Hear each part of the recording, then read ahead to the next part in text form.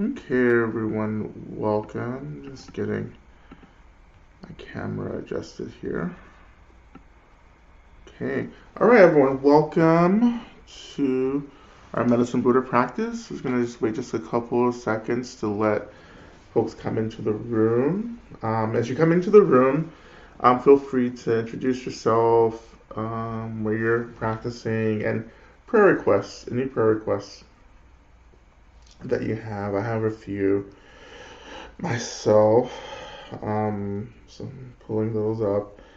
Um, yep, so welcome everyone. Just a reminder too that this is our last practice for this month because I will be on a retreat for this month in a couple of days. So, but we have, how many sessions? We have 28 sessions to go through. So there's lots of material. As you know, as I've often said before, and always say actually, it's so important just to go back through practices over and over and over and over again, particularly practices that we've been doing, together. It's you have to take time, really working with practice. Right, really like, I'll just say this in my experience, like I've just, had to develop this practice of just doing it over and over and over and over and over again. So I can't even stand it over and over and over again, you know. So yeah, so keep going back through the practices, even the teachings from past practices would be great. So again, prayer requests, introducing yourself, and we'll just wait just a couple of moments. So let folks come in.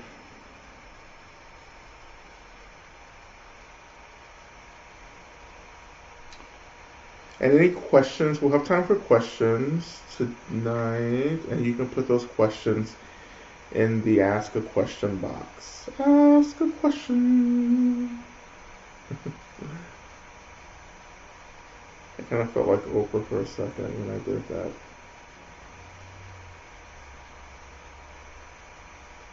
Okay.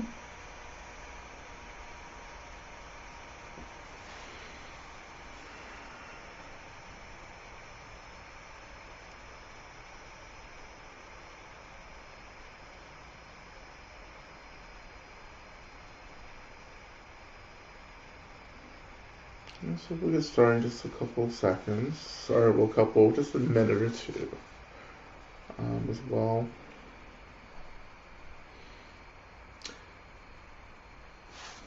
Yeah, this has been really tough couple of weeks for a lot of us, including myself. I'm used to tough weeks in periods, but this has particularly been a lot of heavy emotional labor for the collective, right? So I'm just feeling that, really deeply feeling that in my body.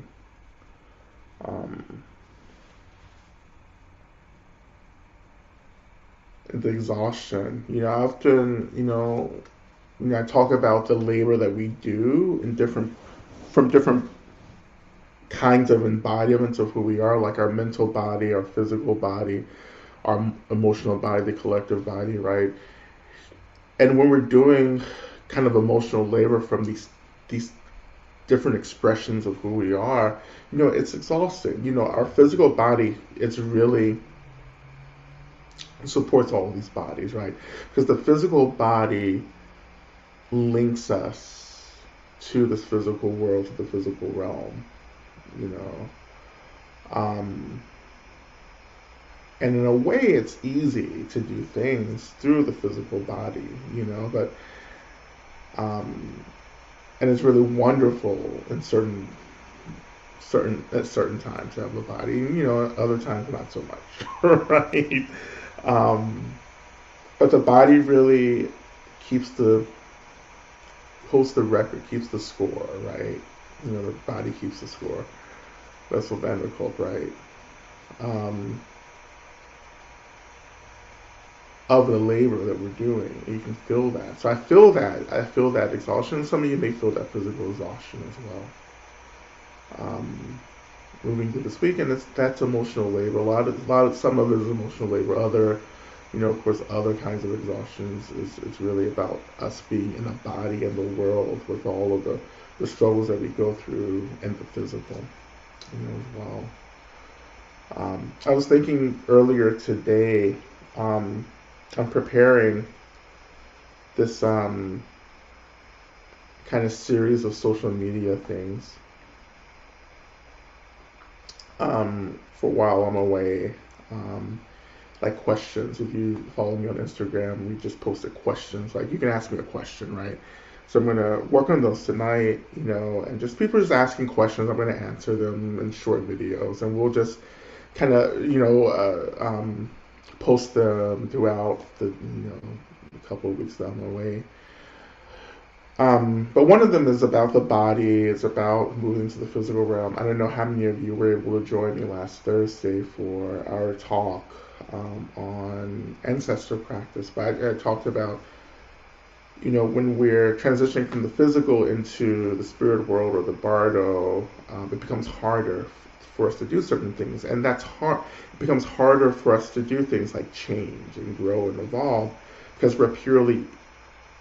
we've let go of the physical body and we're purely mental energy bodies. And if you've not done the work of training the mind and the physical body, once you get into the spirit world of bardo, when you're just purely a thought, or energy, it's really intense. It's really intense because the body can ground thoughts. Like for instance, I sit here and I think about, I don't know what I'm thinking about. What am I thinking about? Like thinking about being in another country, for instance. So I can say, oh, I want to be in France, but I'm not going to end up in France, right? When I think that, I'm not going to magically teleport to France because this body, right? Unless you're like a very, very, very, very powerful, magic person, but I'm not going to end up there by thinking about it. But in the bardo, the spirit world, a thought becomes reality. So if a thought arises about France, I'm in France, right? And that's why when I say that it's hard to change in the spirit world, because it's like if we don't have agency over our minds, then we're just all over the place. Like our thoughts, emotions become reality, and they become very real, very intense for us. That's why there's so much suffering for many people as they transition and cross, if they've not been meditators or practitioners and so forth. So the work that we do in our sessions here, this helps us to work with our energy, but we're working with our energy bodies, we're working with our mental bodies, our emotional bodies. So we're developing relationship to those bodies, we're developing grounding in those bodies and agency. So when we transition, we have some practice, right? Working with this, working with these energies, these experiences. And that's a lot of what Tantra is, working with these levels of bodies through very skillful means. Okay.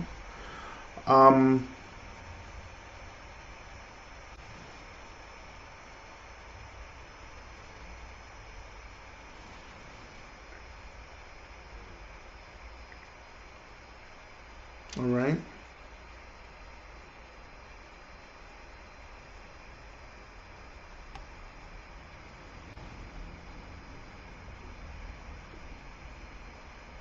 Yeah, so we don't have too many prayer requests tonight. That's different.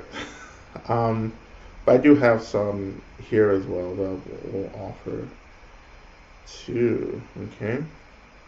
I see some questions coming in to the chat box as well, which is wonderful. But I'm going to get started pretty soon with our practice.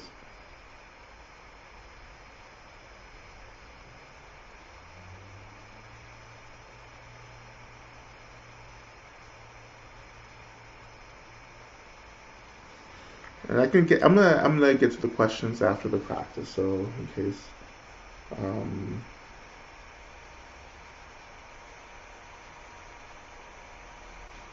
just a moment. And I will say, I did see a question about magic. Yeah, and this is, I mean, Tantra. I don't know. I don't know. From my study and my practice and exploration, I understand Tantra as also magic, as an expression of magic. When we bring in bodhicitta, bodhicitta meaning um, this wish for people to be free, but it's actually bodhicitta is the conscious orientation of everything in our lives for the benefit of all beings. Um, when we're doing that, like when we have that intention, that aspiration, then the practice of magic becomes quite liberating. Because it's not a selfless, sorry, it's not a selfish thing. It's a thing that we're doing to free all beings. Because when magic doesn't have that altruism or that kind of selflessness and it becomes very selfish, then it can become dangerous. And it costs. Magic, I don't want to get too deep into this, but just there's a karmic toll when you're practicing magic. Everything costs, right? When we're dealing with anything in the spiritual realm and the metaphysical and the paraphysical, whatever you want to call it, there's a cost to this. This is always balance. It has to be maintained, right? And sometimes the cost, depending on the tradition of magic or practice, that cost could be quite steep for us. I would say in Buddha Dharmic traditions and Buddhist traditions, including Tantra, and even like what we would say Hindu traditions as well. I would say that bodhicitta is, I don't know, the rent that we pay, the price that we're paying for the work. Every Buddhist tradition, and of course I'm more familiar with Vajrayana Tibetan Tantric practice, right? But yeah, every practice is about we're dedicating the merit, right? We're taking refuge. Those are key elements here.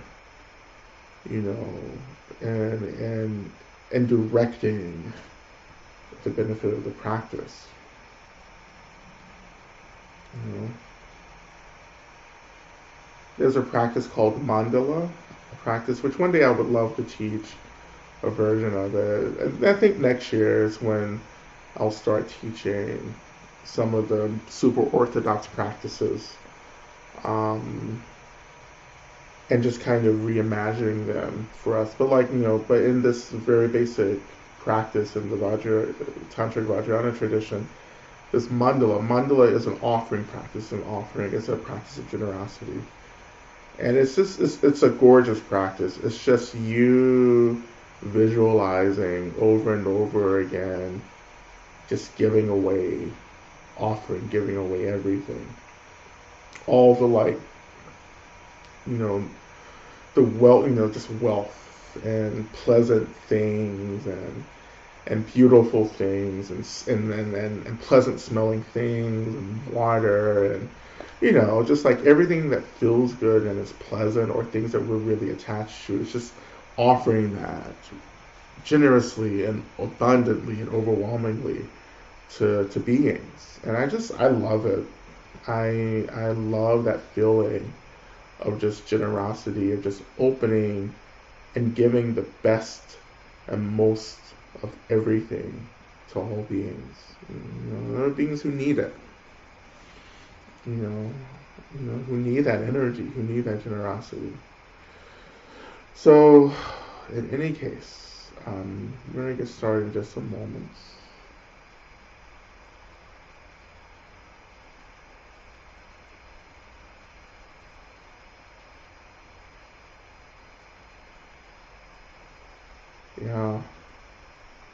I was just, I was just briefly just reflecting on,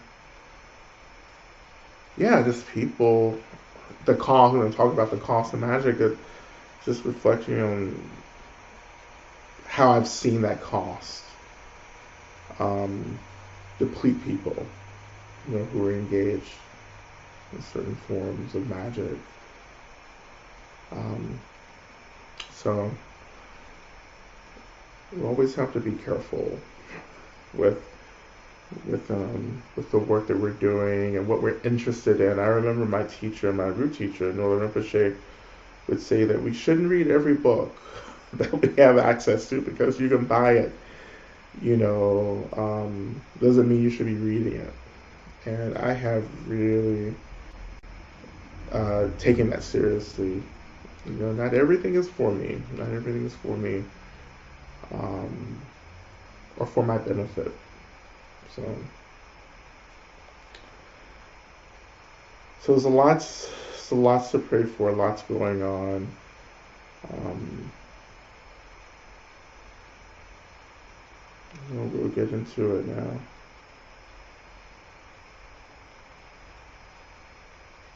All right. So let's start. Let's begin our practice.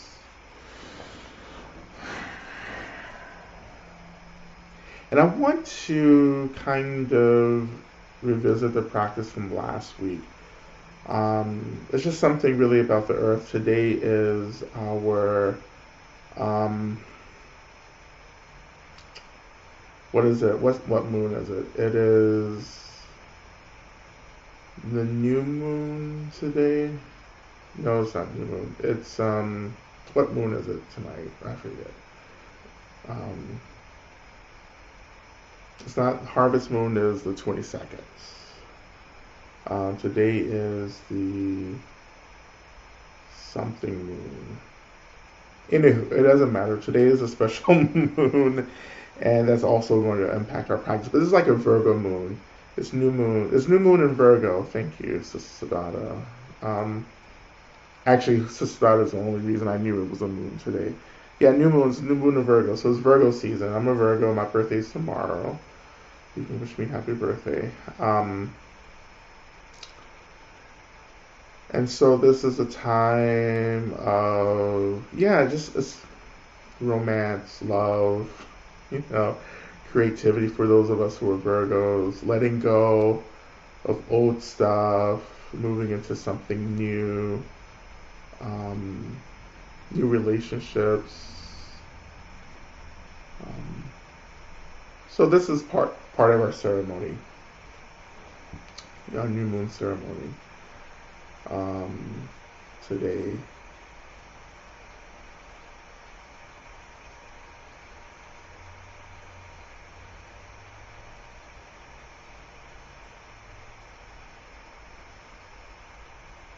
So we'll begin. So as always, allow yourself to come into a position that feels appropriate for you for practice. I'm going to get a little more settled myself.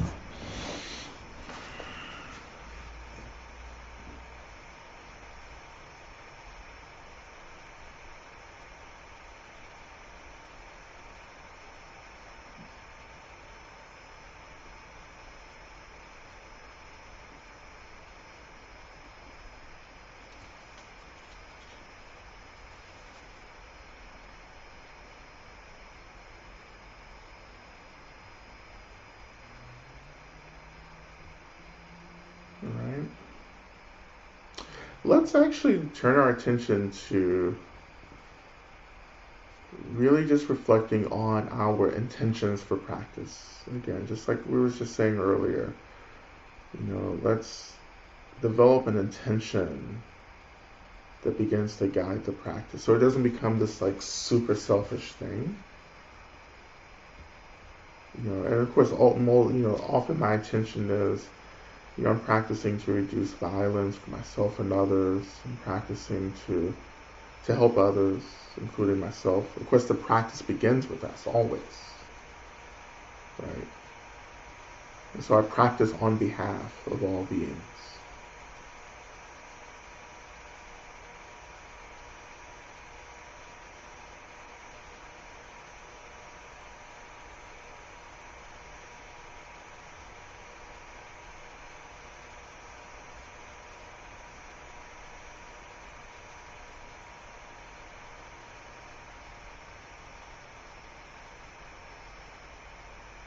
And let's move to just reflecting on how whatever benefit arises for us in our practice, that is instantly dedicated to all beings.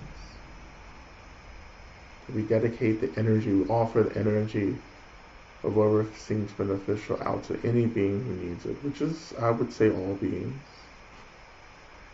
Well, particularly all beings in this realm. In the human world, in the plant world, the animal world.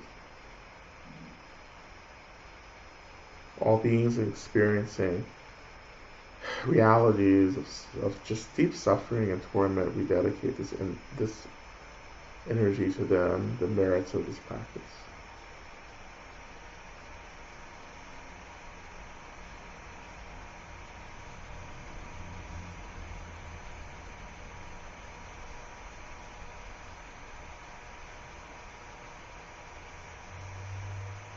I want to now transition to just our first mantra, Om Minla Sangye Ki no Soha, which again means Medicine Buddha, please think of us. And of course, we can retranslate the Tibetan word kino, which is to think, into a word that's more appropriate for us. So tonight, I think for me, as I chant this, I'm thinking, Medicine Buddha, please heal me, please heal all beings in the world.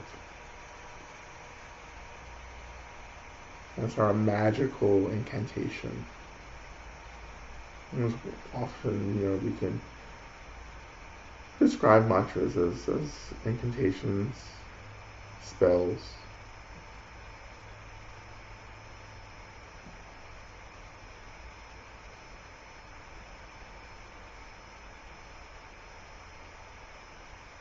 So we'll begin.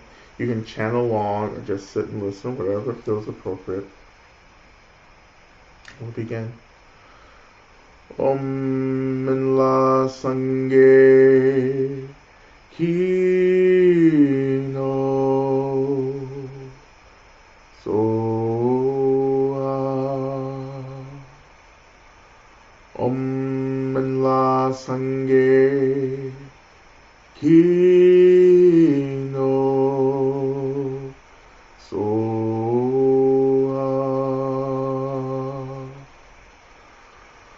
Om Minla Sangye Ki no Soha. Om Minla Sangye Ki no Soha.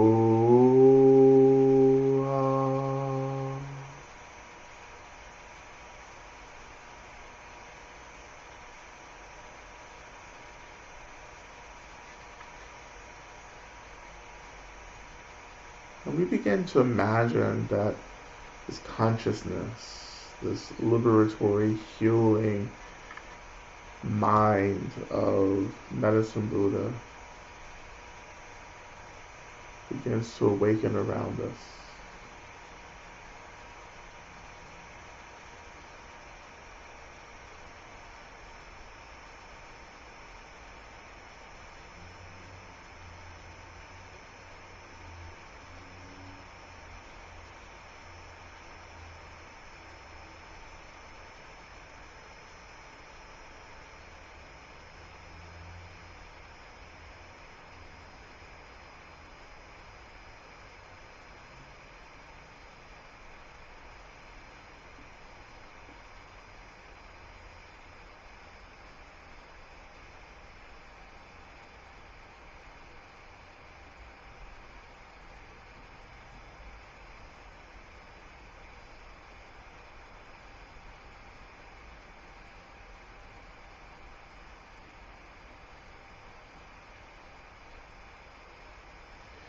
And along with this awakening consciousness of Medicine Buddha, I encourage you, invite you to begin to imagine your benefactors, your homecoming circle beginning to form around you.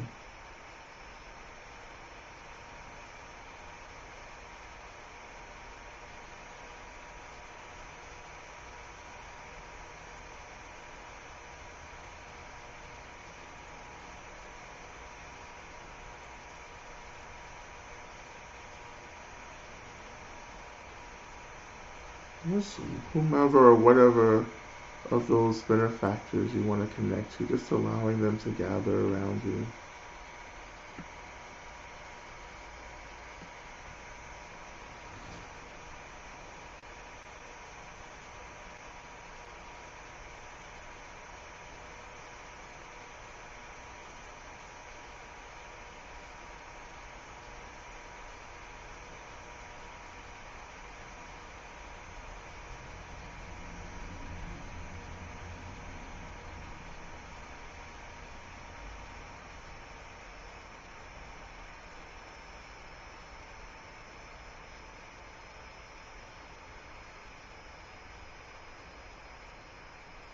Imagining that your circle, to whatever extent comes into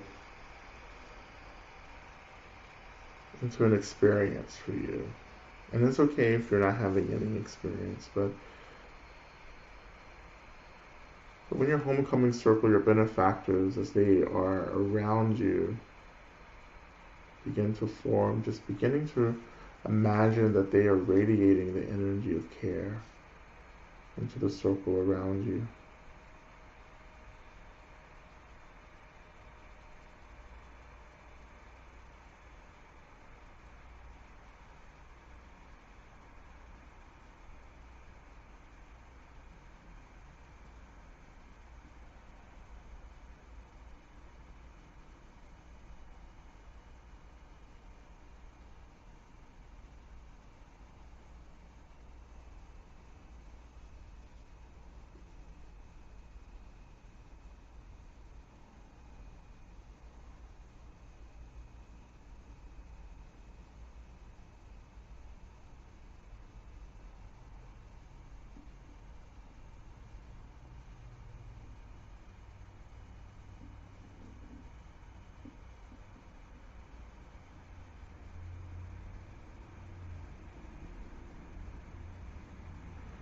Slowly, that energy of care begins to sink into the body, saturate into the body slowly, bit by bit, sinking, being absorbed by the skin, the muscle and bones and organs, tissue, into the cells.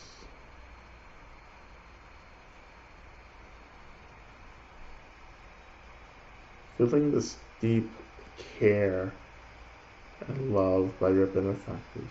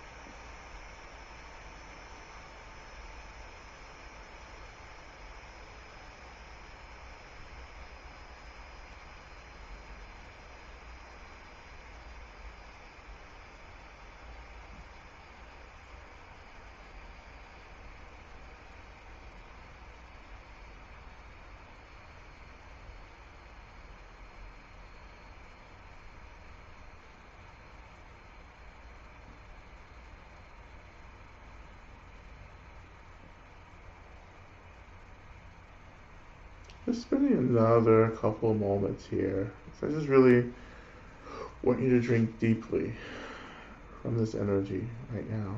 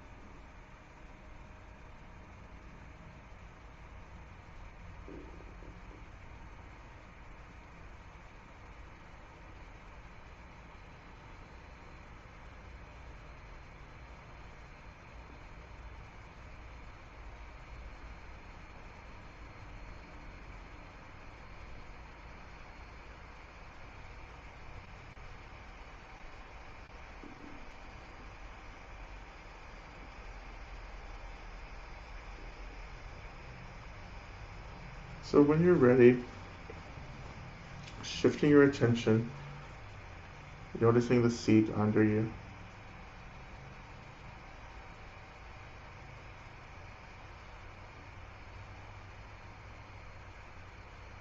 Noticing the weight of the body making contact with the seat, that sensation. Grounding, that anchoring.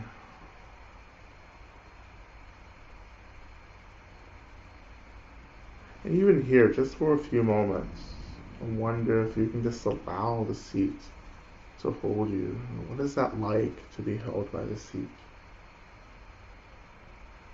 And can you trust the seat to hold you?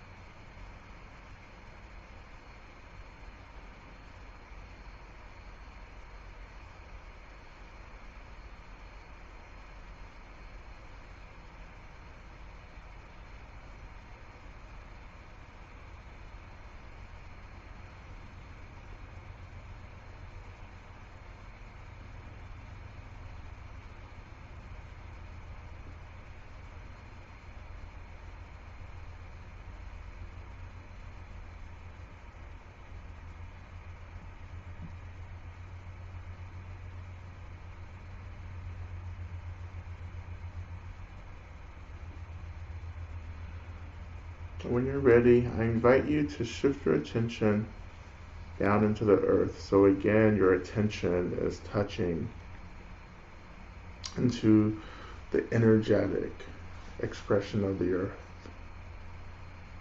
And that can be a very, like any experience in our practice, it can be very abstract, very nuanced.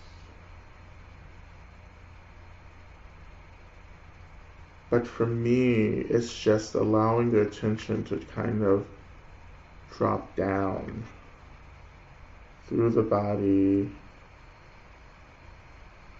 until I hit, or until I come into or land in the earth, which is just like you're imagining, right? In a way, you're just imagining this, but the power of imagination in our practice is quite powerful here.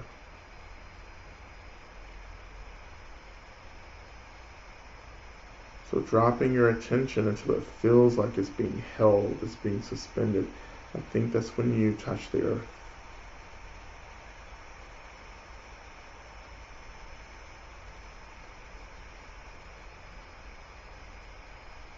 And allowing your attention to be held by the earth at this point.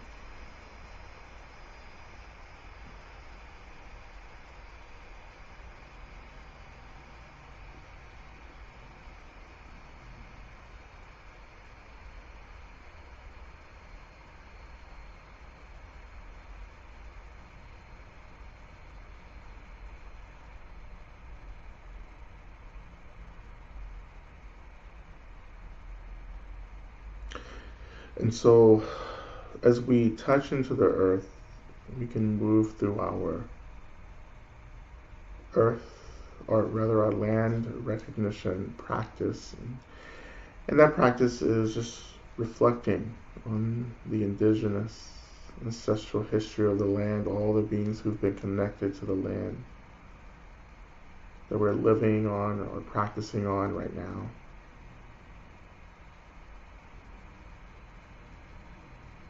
Reflecting on how the land is conscious, right? It has history, it's living.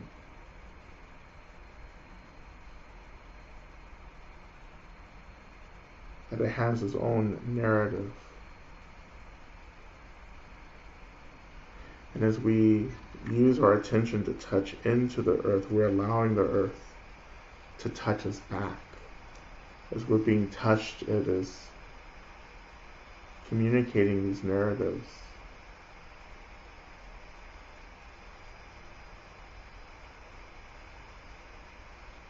I wonder if you can hear that, if you can hear that by actually feeling it in your practice, in your mind. The history, the narrative, the language of the land, the earth.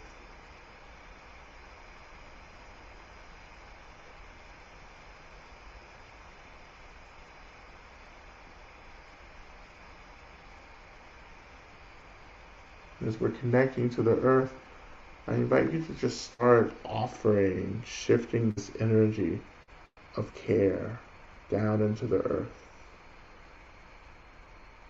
As if this energy is just flooding out of the bottom of our bodies into the earth. And we're being constantly replenished and refilled by our circle of care, our benefactors, as we're offering this energy of care into the earth. We begin to imagine that this energy of care begins to fill the earth. It begins to heal the earth as it's being filled. And as we're offering this energy of care, this healing energy of care down into the earth, we're just going to do that first mantra one more time. Om Namah Sangye Kino Sohar. And this really, in a way, it activates this energy of care.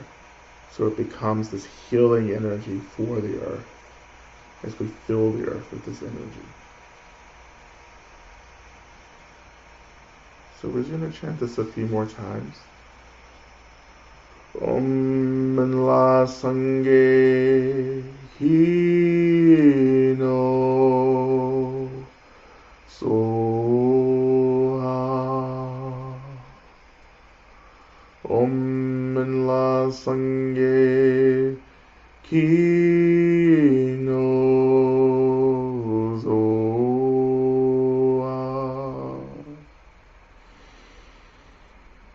Om Manla Sangye Hino Soha.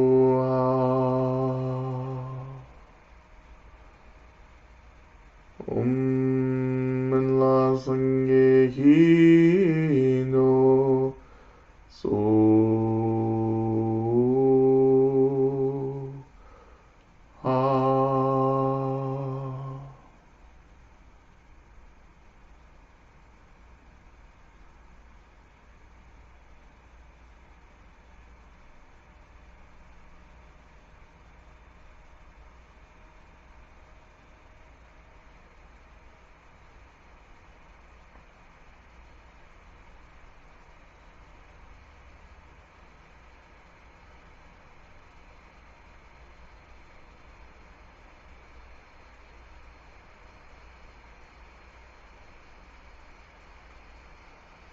The earth becomes filled with this energy of care. It becomes healed and whole and stable.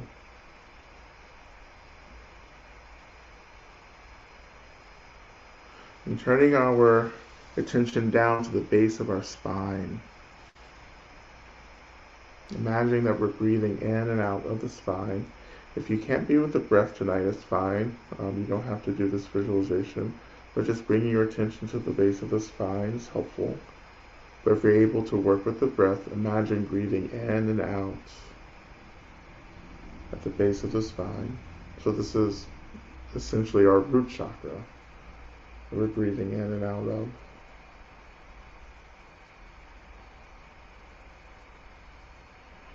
So a few more breaths.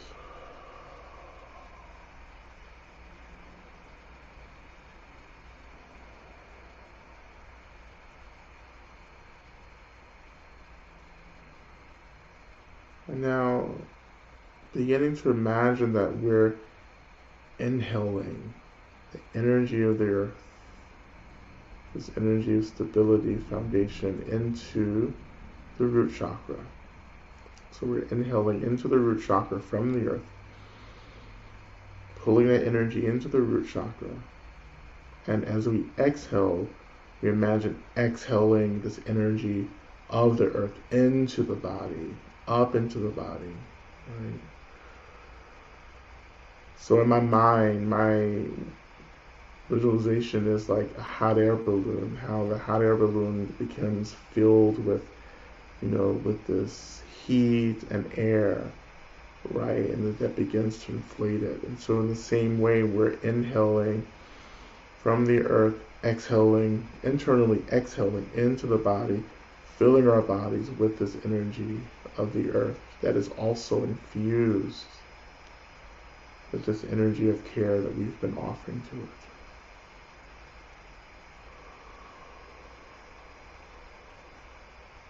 So imagining that internal exhale of earth energy it goes throughout the whole body. And if you're not working with the breath, just imagine that your body is just filling with the energy of the earth right now.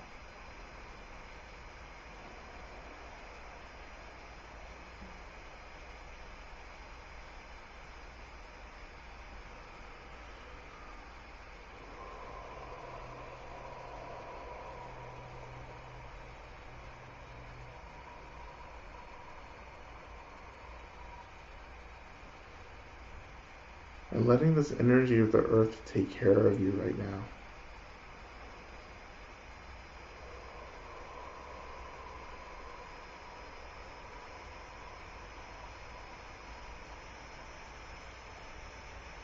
And as we move through this kind of internal exhale, we're going to move and transition into our mantra, our first part of our mantra practice before we begin to offer our prayer request for this session.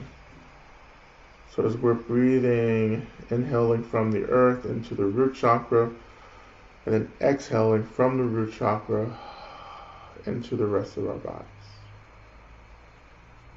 Feeling that energy of care, stability, groundedness, filling our bodies. And then we slowly begin to transition into our mantra practice. Teacha bekense ma bekense rasa sumu kate soha. O teacha bekense ma bekense rasa sumu kate soha.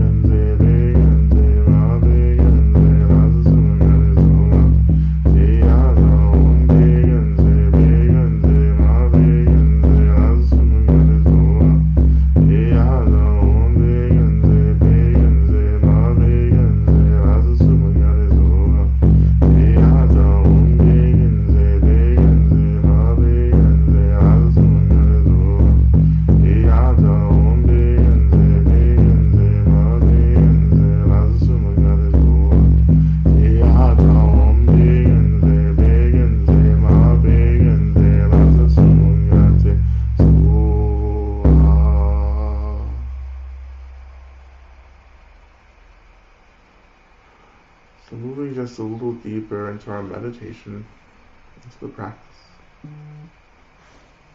And we begin to imagine that this energy of the earth, this energy of care from the earth begins to deeply saturate our bodies, and we begin to actually kind of glow, illuminate.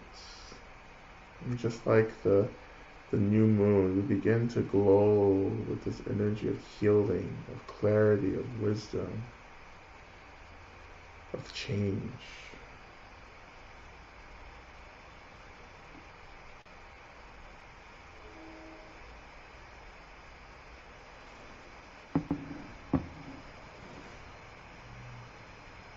And just like a star, like Tara, Mother Tara herself, we begin to radiate this energy of healing, liberatory, clear energy into the world, to balance the world, to calm fires, to soothe storms, to eradicate disease,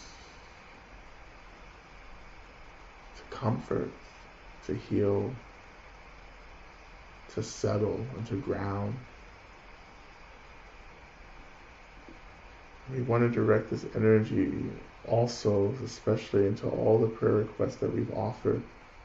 As we offer our prayer requests, I even call into our practice all the Buddhas, the Bodhisattvas, the Dharma protectors, all spirits, guides, deities,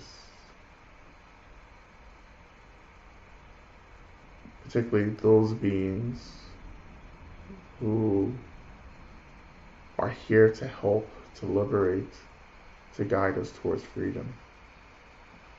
We offer these prayers to you, that you may act on these prayers to bring about our deep wishes for the healing and liberation of those who are dear to us and all beings.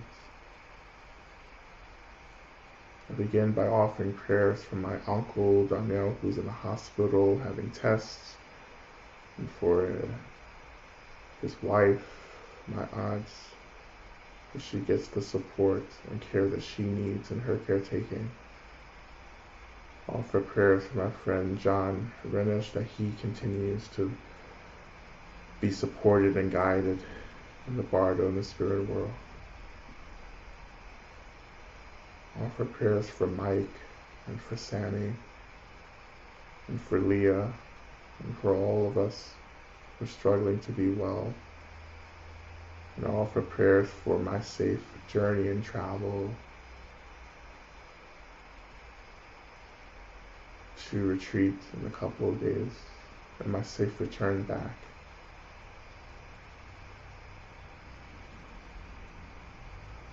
We continue to offer prayers for Patricia Brashaw's safe return from Jordan, and for all beings who suffer from loneliness and a sense of isolation. And we all know that we cannot be separated from the love of the universe and our connections to all beings. Offering prayers for Laura Dublinsky as her body and mind fight COVID disease right now. And so as we offer these prayers, just imagine that the light, the essence of this energy radiating from our body begins to penetrate, begins to heal and change the situations of those that we're offering prayers for. We're offering prayers for Sophie Allen, who entered the bardo after dying in an unexpected accident.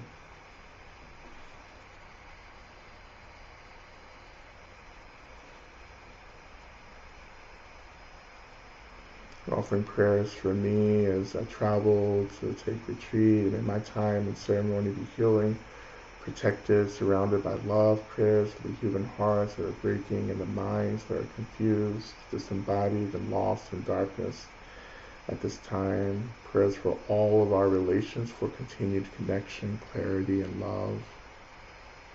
We continue to offer prayers for New Orleans and all impacted by the hurricane. Offering prayers for all women whose agency over their bodies is under assault. We're offering prayers for a sweet Rosh Hashanah. May we repair the world.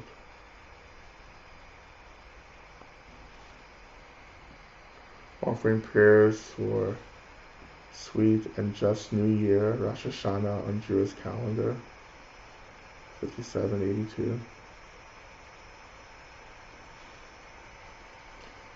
Offering prayers for Helen Linhart as she begins her transition.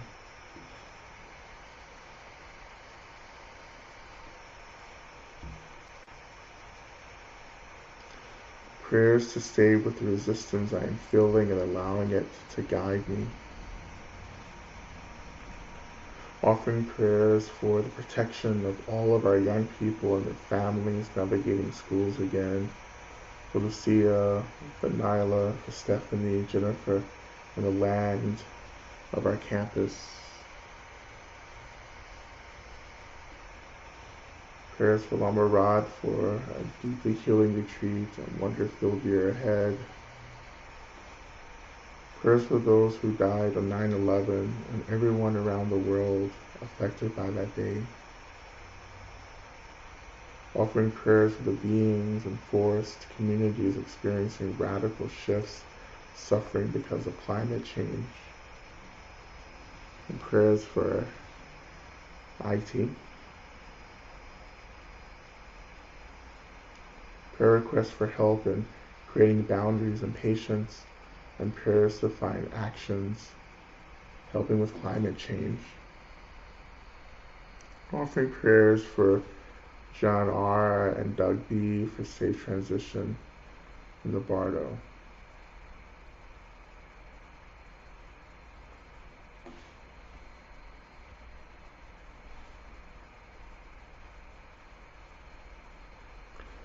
Offering prayer requests for myself and my child as we navigate difficulties related to returning to school for the first time in 18 months.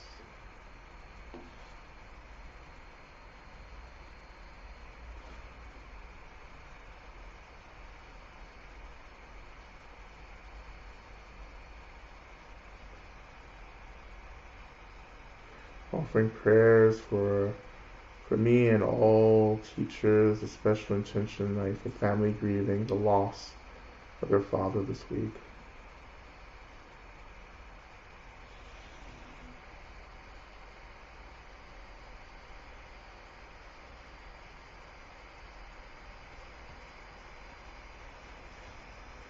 I want to continue to offer prayers for all beings struggling through COVID-19, for all beings still experiencing and continuing to experience systematic violence and injustice, for those experiencing loneliness and isolation, those lost in their rage and those lost in their sorrow, for those beings who are lost and don't even know that they're lost, for all of us on this new moon, for this Rosh Hashanah. We all experience the clarity of a new year, of a new day, and a new intention. We pray to Medicine Buddha that their blessings, their intentions infuses everything that we do and say and think, that we become embodied agents of healing for ourselves and for the entire world, that we bring the light of the deity into the darkness. So as we continue into our last part of our mantra, let's burn bright into this darkness so that we all can get free. Ote ata begenze, begenze, maha begenze, razo sumungate soa. Te ata begenze, begenze, maha begenze, razo sumungate soa. Te ata begenze, begenze.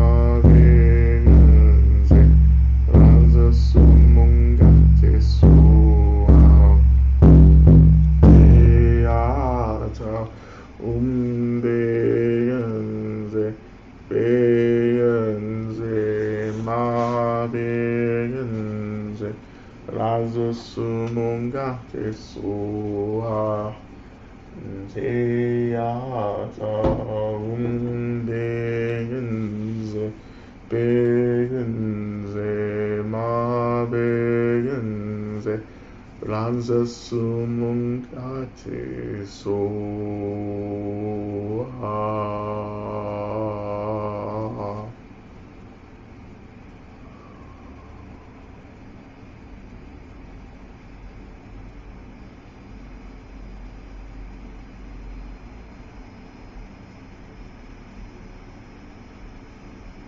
Begin to imagine that we begin to burn or shine or radiate even brighter until slowly we start becoming and being absorbed into the light itself. And that our bodies dissolve into light and we become light. This light dispels all the darkness of delusion, disease, struggle.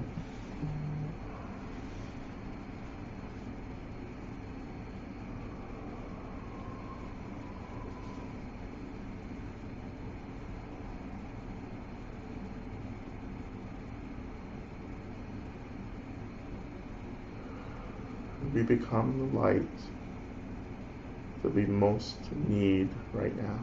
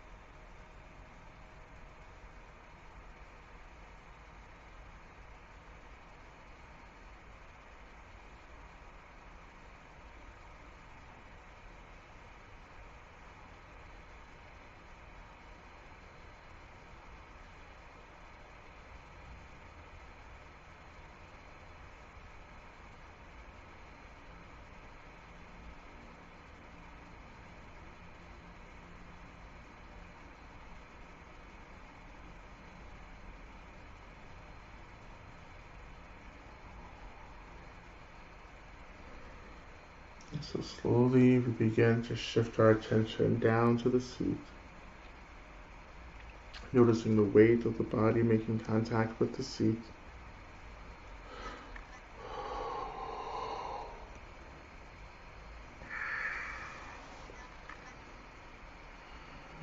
So allowing our souls, our minds and our attention to come back into this moment, this timeline.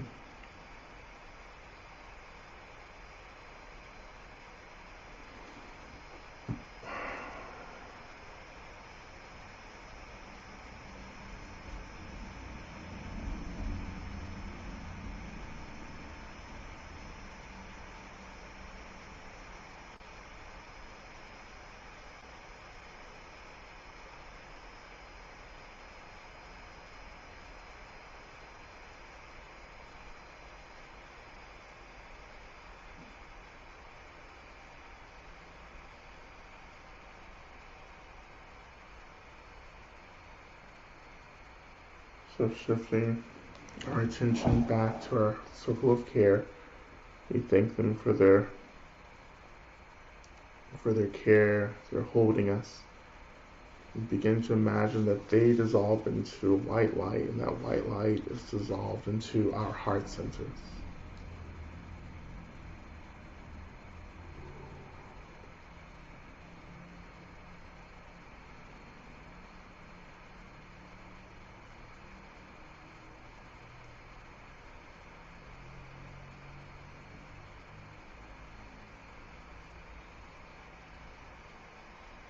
We also thank the earth for holding us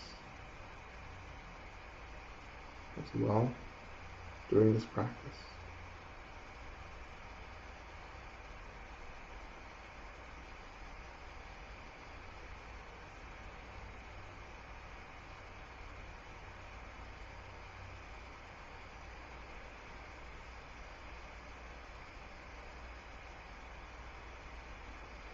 So we turn our attention to our concluding prayers.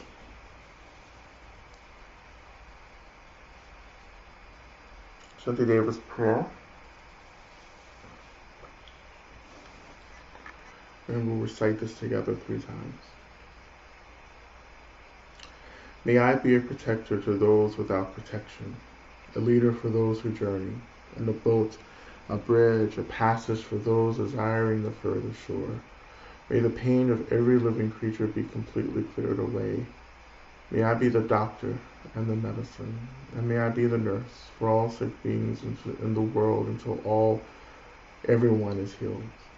Just like space, and the great elements such as earth, may I always support the life of all the boundless creatures. And, until they pass away from pain, may I also be the source of life for all the realms of varied beings that reach into the ends of space. May I be a protector to those without protection, a leader for those who journey, and a boat, a bridge, a passage for those desiring the further shore. May the pain of every living creature be completely cleared away. May I be the doctor and the medicine, and may I be the nurse for all the sick beings in the world until everyone is healed. Just like space and the great elements such as earth, may I always support the life of all the boundless creatures. And until they pass away from pain, may I also be the source of life for all the realms of varied beings that reach into the ends of space. And lastly, may I be a protector to those without protection, a leader for those who journey, and a boat, a bridge, a passage for those desiring the further shore. May the pain of every living creature be completely cleared away. May I be the doctor and the medicine, and may I be the nurse for all sick beings in the world until everyone is healed. Just like space and the great elements such as earth, may I always support the life of all the boundless creatures. And until they pass away from pain, may I also be the source of life for all the realms of varied beings that reach into the ends of space.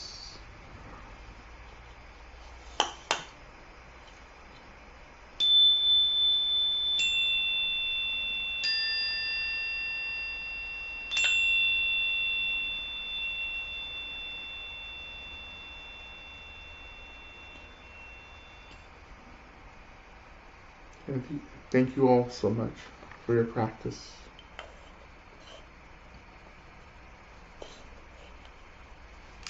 I'm just gonna turn my attention to these 4 questions here. I'm trying to go through them.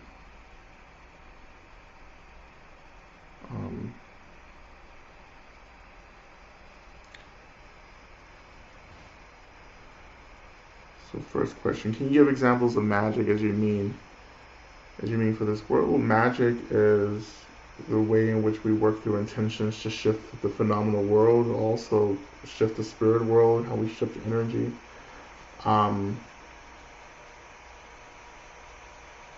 We make things happen. It's, for me, magic is about entering into relationship with phenomena outside of ourselves and how we develop agency over that phenomena. through various methods,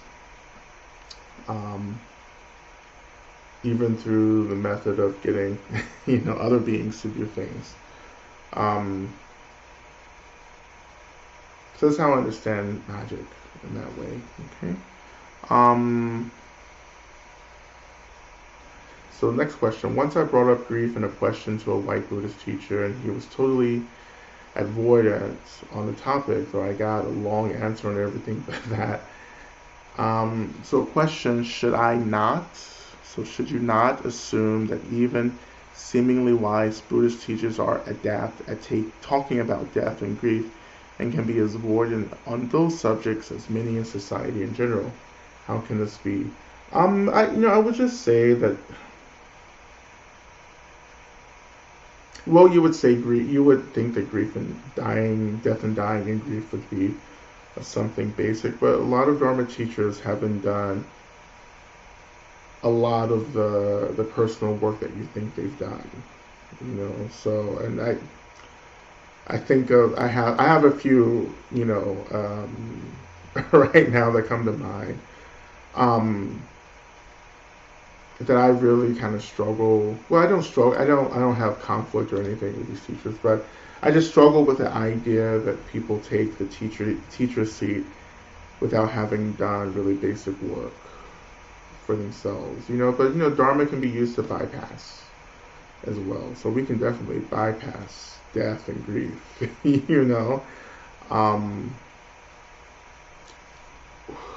With whiteness it's hard. Whiteness can absorb Dharma, and whiteness can use Dharma to perpetuate itself, as well.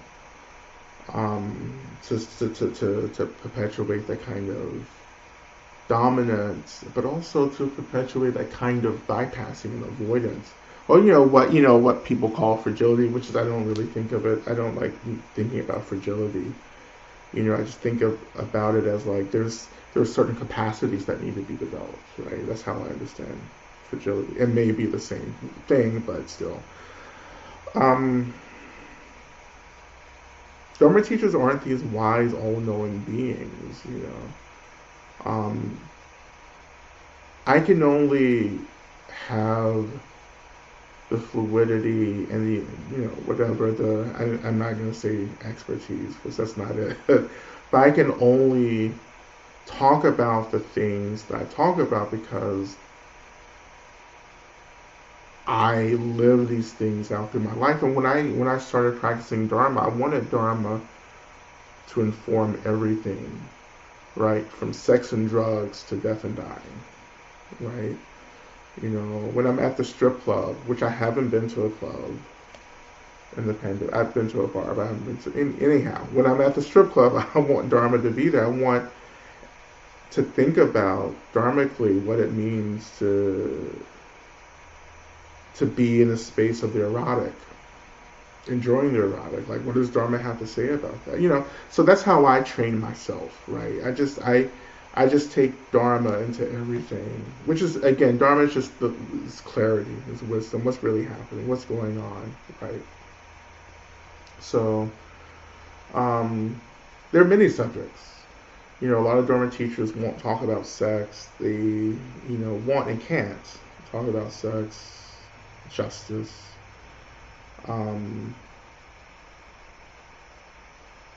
A lot of teachers like, well, this is what the Buddha said, but the Buddha, isn't living in a pandemic. The Buddha isn't living in, racial injustice. The Buddha isn't living in, economic unrest or climate change. The Buddha just, the Buddha didn't have an iPhone. The Buddha didn't have access to all these great streaming services that we have that keep distracting us. So, like, it's only, the Buddha can only inform us to a certain extent, but like the framework of Dharma is limitless. Like, it's like, but you have to do the labor to extend the framework of Dharma into these things. So, anywho,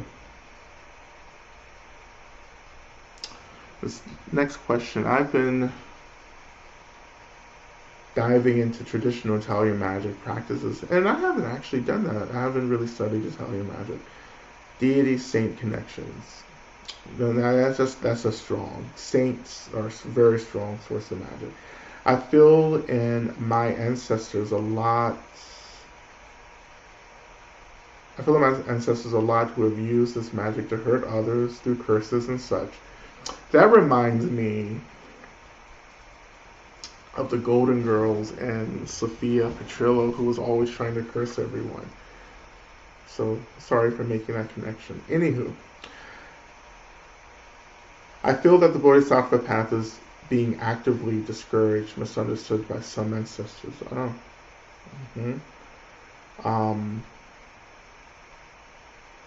You know, I guess I have confusion about who I'm connecting to and how to have boundaries with ancestors I can't see, don't know, etc. Any thoughts and guidance about this? This is absolutely true. Like, this is our ancestors, like Dharma teachers, aren't all-knowing, omniscient, benevolent beings. Like, they're still beings who have ego, who have a sense of self, and so they see us doing things, and they're like, "What are you doing? Don't do that," you know. And so you can create blocks, but and we also have to be careful, because sometimes our ancestors see certain things that are happening, and they're just trying to like let us know the parameters of everything, So before you, like, I can feel resistance. Like, I can feel resistance with I'm very deep in ancestor practice. Like, this is like, my ancestors may as well be alive right now in the world. That's how connected I am. And I make decisions. Not a lot. This doesn't happen a lot, but like there are just big decisions that I make, and they're just like, okay, do you know what you're doing? I feel that the energy, right, like from them, and I say it's okay. Trust me. But there are things that I absolutely know that I have to do, and I say, this isn't about you, right? This is about me having to make choices, for my own life, And so if you feel like they're really getting in the way of something that you absolutely know you need to do, just put up a block. You can just block, that influence,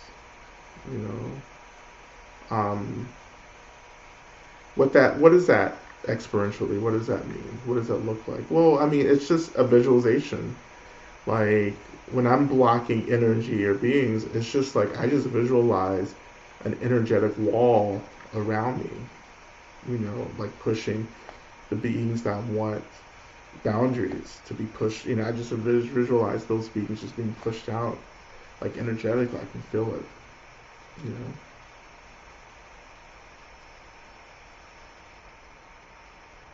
So I hope that's helpful. And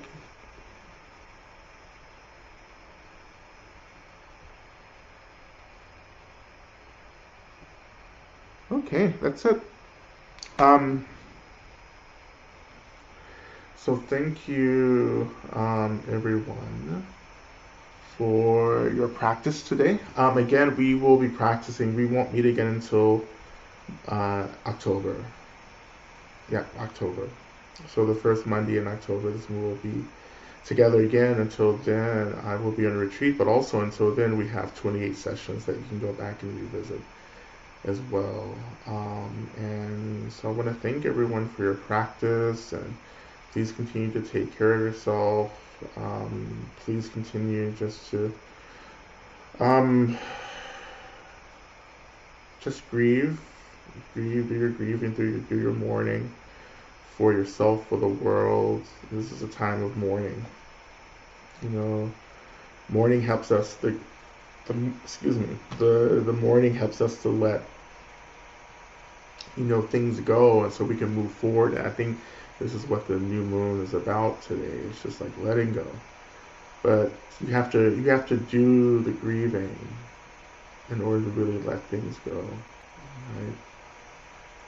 And we turn around and we face into the future. But always know that you have more resources than you realize, and that you can call in the resources that you need in order to do the work. that the world is calling us to do. It's tough times. It may get tougher, but we have what we need to move through this period. Okay, so thank you, everyone. Please be well. I'll be praying for everyone while I am away. Okay, thank you so much.